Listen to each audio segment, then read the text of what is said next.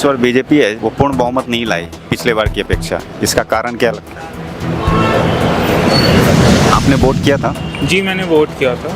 तो फिर कारण भी जानते होंगे थोड़ा। हाँ जी, मेरे हिसाब से उनकी जो पास्ट परफॉर्मेंस रही है गवर्नेंस को लेके वो अच्छी नहीं रही है। अगर आप 2016 से देखें तो डीमोनेटाइजेशन हुआ, जीएसटी का हेस्टी इम्प्लीमेंटेशन हुआ, उसकी वजह से जो है छोटी दुकानें होती हैं जो एसएमईज़ होते हैं वो ख़राब हो गए। फिर उन्होंने बोला और अच्छे दिन आएंगे, एक और चांस दिया, तभी और सारी चीज़ें हुई। कोविड में उनका कुछ खासा रहा नहीं था इम्पैक्ट, उन्होंने अच्छे से नहीं किया था, बहुत सारी अंडर काउंटिंग भी हुई थी और बहुत ज़्यादा मौतें भी हुई थी और हमारे प्रधानमंत्री जी चले गए थे इलेक्शन कैंपेनिंग के लिए। तो वो सारी फ्रस्ट्रेशंस एक साथ निकली हैं लोगों की। और अनएम्प्लॉयमेंट भी अभी है ही, आप जानते हैं कि 45% है अभी अनएम्प्लॉयमेंट का रेशियो यूथ में। तो फिर वो सब चीज़ें देखते हुए भी थोड़ा लगता है कि उनको उनकी पूर्ण बहुमत ना आने का ये कारण हो सकता है कि लोग चाहते हैं कि थोड़ी अकाउंटेबिलिटी बढ़े उनकी तरफ से, कि उनको पूर्ण बहुमत नहीं मिली है तो उन पे चेक्स और बैलेंसेस भी और आएंगे।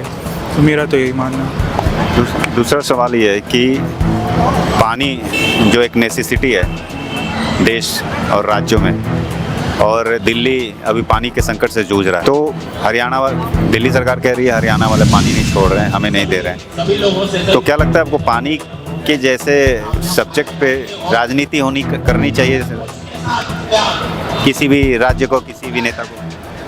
राजनीति तो नहीं होनी चाहिए, बट अगर है ब्यूरोक्रेटिक प्रोसीजर्स है तो फॉलो तो करने ही पड़ेंगे। अगर क्योंकि पानी तो सभी का वो है और प्रॉब्लम आ रही है, वाटर टेबल भी नीचे जा ही रहा है और अभी हीट वेव चल रही है, उस सब के लिए थोड़ा होना चाहिए, कोऑर्डिनेशन होनी चाहिए दो गवर्नमेंट्स में। मुझे लगता है हरियाणा गवर्नमेंट के पास भी अपने कंसर्न्स होंगे, दिल्ली गवर्नमेंट के पास भी होंगे। तो एक दूसरे को ब्लेम करने से बेटर है कि आप एक कॉम्प्रोमाइज़ पे करिए, आप ब्यूरोक्रेट से आप थोड़े डिप्लोमेटिक बनिए, मेरा ये मानना है। और लोकसभा चुनाव अभी हाल ही में ख़त्म हुआ है, आपको पता है कि लोकसभा चुनाव में सरकार बनाने के लिए यूपी और बिहार दो ऐसे स्टेट है जिसमें एक अहम भूमिका निभाते हैं सीटों के मामलों में, ठीक है? तो क्या जिस तरह से वो सरकार बनाने में भूमिका निभाते हैं, तो क्या सरकार बनने के बाद क्या यूपी बिहार में वैसा ही विकास का मामला बढ़ता है या विकास होता ही नहीं है? ऐसा क्यों होता है?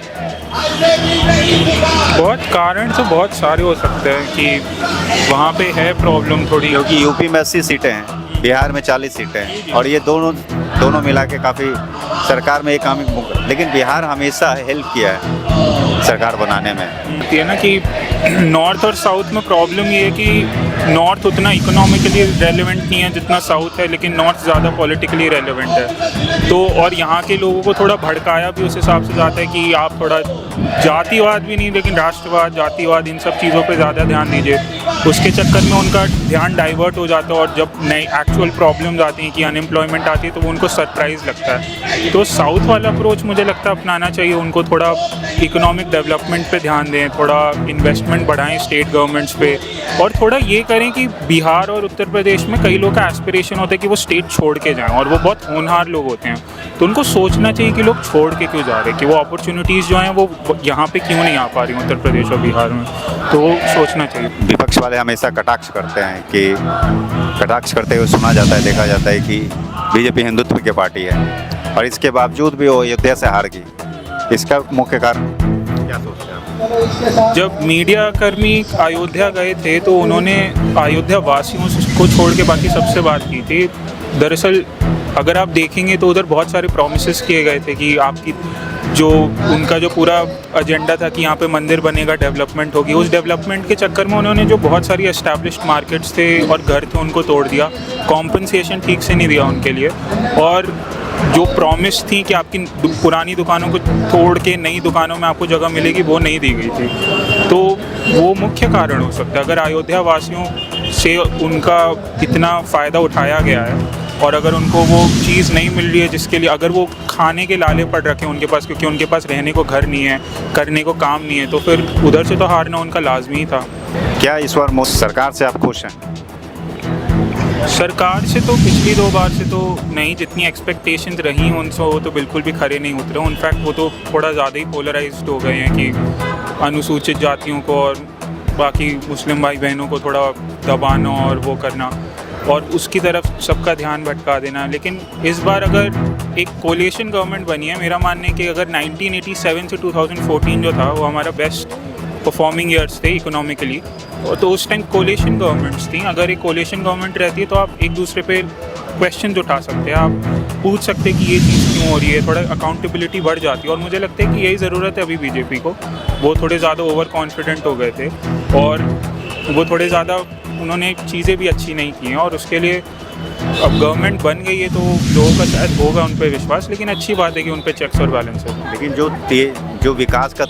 जो विकास होना था पिछली बार, जिस तरह का विकास की गति थी, इस बार अलायंस के कारण जो भी इस बार गठबंधन बहुमत में आई है, तो क्या सुशासन यानी गवर्नेंस और विकास की गति वही रहेगी या कुछ डिस्टर्बेंस होगा? नहीं, मेरे हिसाब से तो मेरा मानना है कि बढ़ ही जानी चाहिए, क्योंकि कोलिशन गवर्नमेंट्स मुझे लगता है कि हमारी बेस्ट परफॉर्मिंग जो पीरियड रहा है इकोनॉमिक हिस्ट्री में 1987 से 2014, उस टाइम कोलिशन गवर्नमेंट्स ही थी।